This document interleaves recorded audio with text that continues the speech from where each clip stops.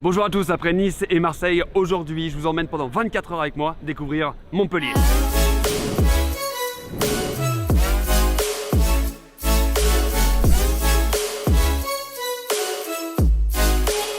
Vous êtes prêts? C'est parti!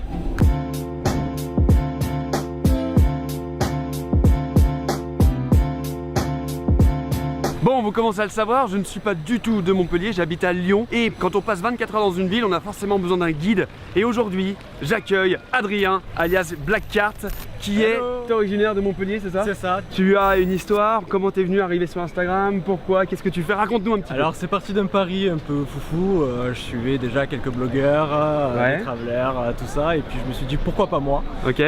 Donc j'ai commencé à partager mes photos, ma passion. Bon, de base j'aimais aussi faire des photos, et de fil en aiguille c'est monté. Génial, super. Du coup on va commencer la visite. Ici on est où? On est place de la Comédie, voilà, c'est ça? C'est ça, point central de Montpellier, à 2 pas de la gare Saint-Roch, sur le parvis de l'Opéra avec sa fontaine de Trois-Grâces. C'est la place emblématique un peu. En plus de ça, on va avoir l'esplanade à côté et le centre commercial du Polygone. Parfait, de toute façon je vous emmène avec moi, c'est parti, on visite Montpellier.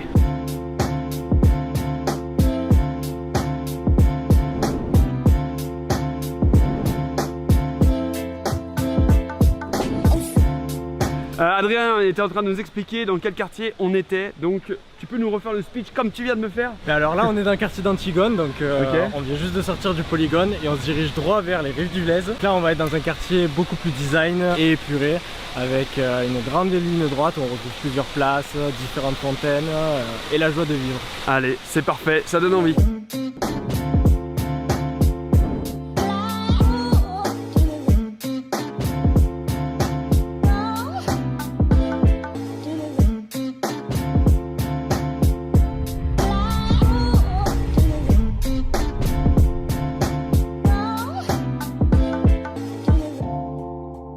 Bon, on vient de descendre Antigone pour arriver sur les berges du Lez, donc le fleuve qui traverse Montpellier et qui se jette dans la mer, qui est à peine à 20 minutes de route d'ici. Putain, j'ai tellement envie de me baigner, me parle pas de ça. Cet endroit, c'est aussi connu pour quelque chose, non?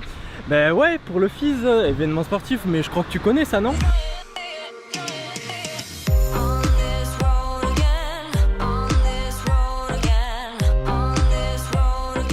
Effectivement, j'étais là il y a pas très longtemps, mais c'est quand même vachement plus calme quand il n'y a pas d'événement. Par contre là on marche depuis ce matin, j'ai un petit creux, t'as pas un petit resto où tu peux nous emmener? Ben, on va se faire un petit italien dans le centre si tu veux. Allez, carrément, c'est parti. Ladies and gentlemen, can I please have your attention? I've just been handed an urgent and horrifying news story, and I need all of you to stop what you're doing and listen.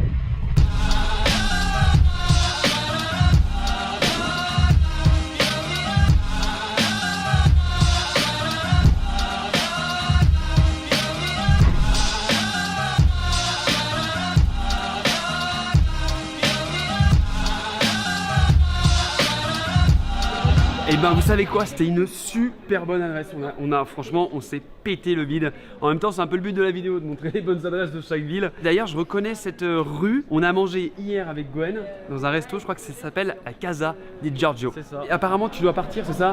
Ben, malheureusement j'ai un impératif personnel, donc c'est normal, je vais vous abandonner un peu. On est dimanche, famille j'imagine? Famille. Avant de nous quitter, est-ce que tu peux nous dire qu'est-ce qu'on peut faire cet après-midi afin de découvrir Montpellier? Alors pour moi le plus simple pour vraiment découvrir Montpellier, ça va être un petit coup, un petit tour de vélo électrique ou quelque chose comme ça.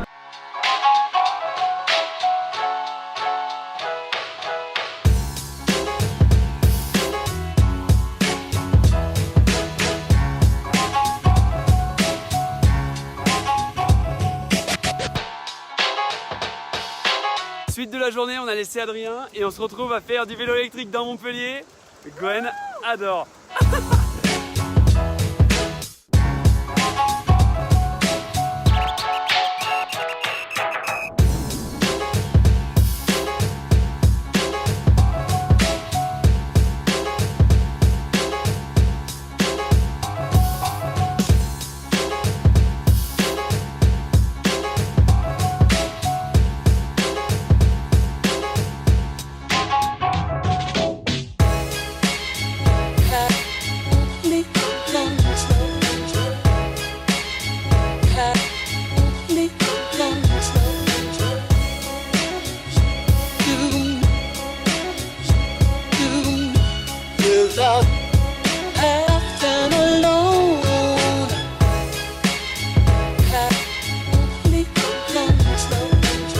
Après cette belle balade à vélo autour de Montpellier, qu'est-ce que tu me proposes pour changer un peu de l'italien le soir, un petit resto sympa? Bah pour un petit creux, je peux te conseiller le restaurant L'Aveyronais, Ok. qui est en plein cœur de Montpellier et qui va présenter une restauration typiquement française, quoi. Et je pose à chaque fois cette même question aux personnes que je rencontre, le petit One More Thing. Petit lieu caché dans Montpellier. Exactement. Ça serait la cour de l'hôtel Sabatier d'Espérance, qui est collé au musée Fabre, qui est un petit lieu secret parce que les portes sont quasiment toutes enfermées, quoi, donc personne ne connaît. Bon bah Adri, je crois qu'on a tout.